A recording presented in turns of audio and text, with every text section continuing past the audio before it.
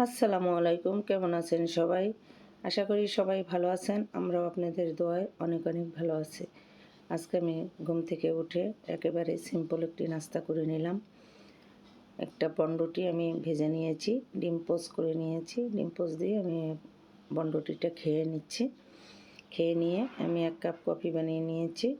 Coffee বানিয়ে আমি কফিটা খেয়ে আমি দুপুরে লাঞ্চের জন্য আজকে সিম্পল কিছু রান্না করব। আপনারা দেখতে থাকুন, আমার সাথে থাকুন। আমি কফিটা অনেক দারুণ হয়েছিল। সকালবেলা 1 কাপ কফি খেয়ে নিলাম। এখন আমি পেঁয়াজ কাঁচামরিচ দিয়ে আমি করলা ভাজি করে নেব। করলাটা আমি কেটে ধুয়ে নিয়েছি, সাথে কিছু আলু কেটে ধুয়ে নিয়েছি। এখন আমি করলা ভাজিটা বসিয়ে দিলাম। করলা ভাজিটা আমি ভালোভাবে একটু মুচমুচে করে ভেজে নেব।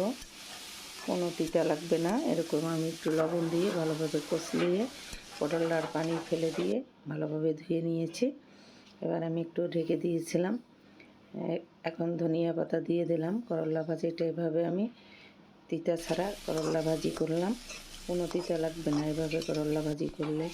একেবারে শুকনা শুকনা করে, কোনো পানি ফুনি কিচ্ছু দেই নাই, একবারে শুকনা শুকনা করে করলাটা ভাজি করে নিলাম। অসাধারণ হয়েছিল করলা ভাজিটা। আর এখানে রসুন ফোড়ন দিয়ে পেঁয়াজ সমস্ত মশলা দিয়ে আমি মাছের মাথা দিয়ে একটু টক বানিয়ে নিলাম, টমেটোর টক। এভাবে টমেটোর টক রান্না করলে অনেক অসাধারণ হয়।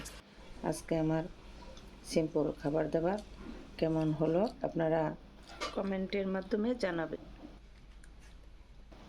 প্রথম থেকে শেষ পর্যন্ত দেখে নেবেন। আমার ভিডিওটি যদি আপনাদের কোনো অংশ ভালো লেগে থাকে, লাইক করবেন, শেয়ার করবেন, আমার চ্যানেলটি সাবস্ক্রাইব করে আমার পাশে থাকবেন।